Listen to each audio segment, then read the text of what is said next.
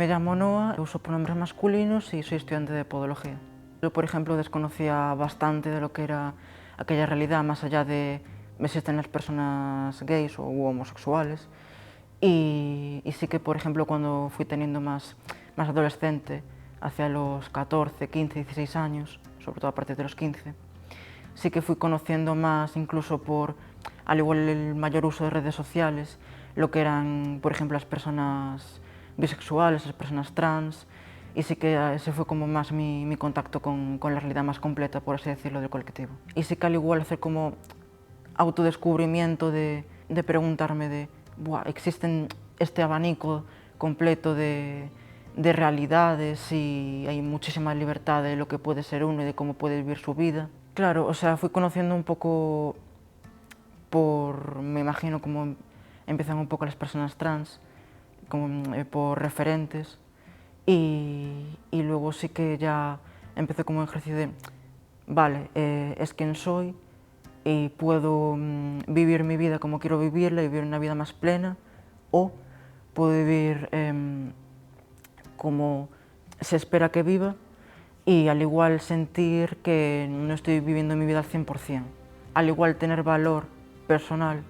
como para dar esos pasos y mostrarte a la sociedad como eres.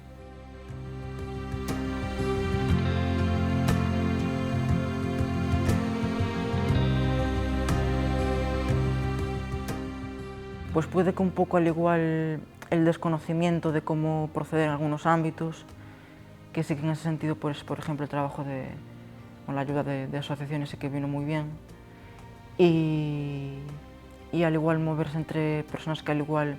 o desconocían más, o les costaba más entender, o que directamente como que rechazaban el tema. Precisamente lo de que en muchos documentos aparezca el nombre legal, y sí que es, por ejemplo, claro, un proceso que puede llevar así bastante tiempo, y sí que, claro, ver al igual tantas veces un nombre con el que no me identifico, sí que se siente un poco pesado, un poco de que se te viene la realidad directamente a la cara.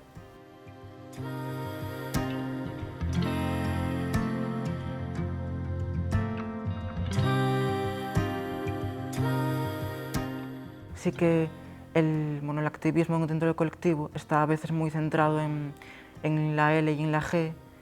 y bueno, luego un poco más en la B, y en la T pues ahí está lo que queda. Y sí que hay una falta de referentes por la parte trans, por ejemplo, y que luego se quiere que todo el mundo del colectivo sea como muy estrafalario, y yo creo que necesitamos como más referentes más diversos de toda la parte de la sociedad,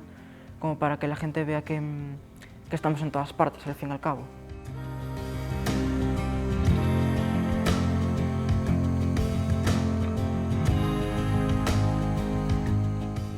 La UDC como institución sí que va dando pasos por el camino correcto. O sea, en mi opinión sí que hay recursos,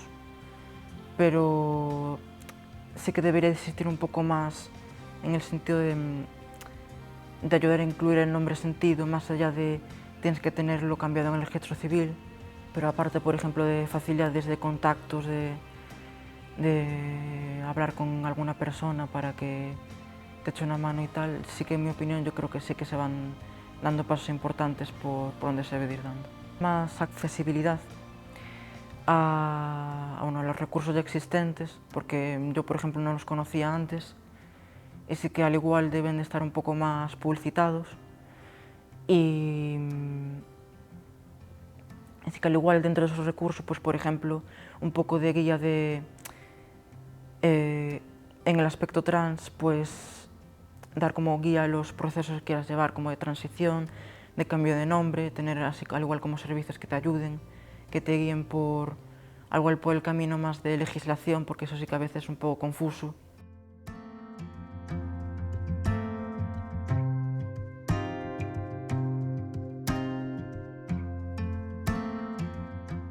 Presentar así con fuerza nuestras voces, como para hacer contra a la desinformación, y dar como una mirada más del día a día, porque yo creo que al igual se hace mucho trabajo de, sí que es importante el trabajo del orgullo y esas cosas, pero en mi opinión se debería dar mucho presentación del día al día del colectivo LGBT, de mira, somos pues, tu vecino, tu médico, tu profesor, tu abogado, la persona a la que vas para hacer X cosa, como que estamos alrededor tuya, en tu día a día, no somos como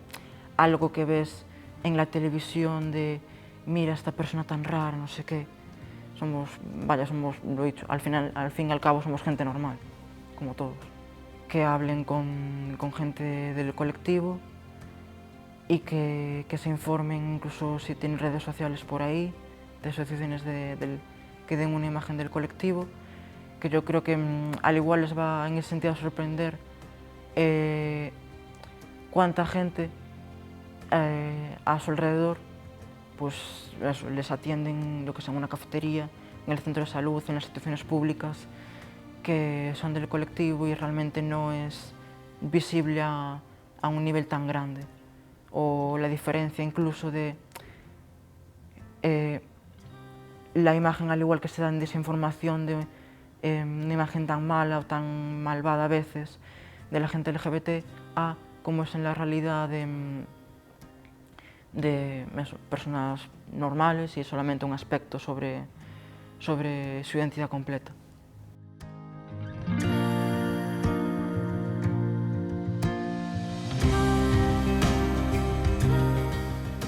En mi opinión, el colectivo hoy en día pues, se enfrenta primeramente a la discriminación, sobre todo por redes sociales y por la televisión,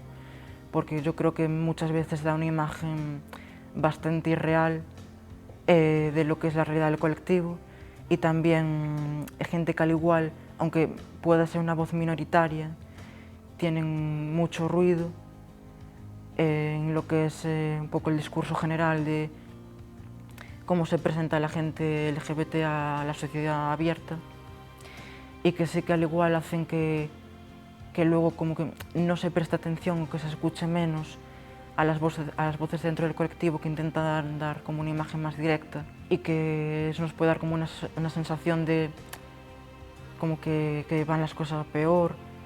Pero por ejemplo yo diría que en las nuevas generaciones el apoyo a la comunidad LGBT es estadísticamente mayoritario que el no apoyo, y que viene el avance. O sea, vimos en una época de que todo está al alcance de nuestra mano, que podemos hablar con alguien en la otra mitad del mundo en un tecleado, en un clic, y yo creo que se viene, es una época de grandes avances sociales, y que diría que no perder la esperanza.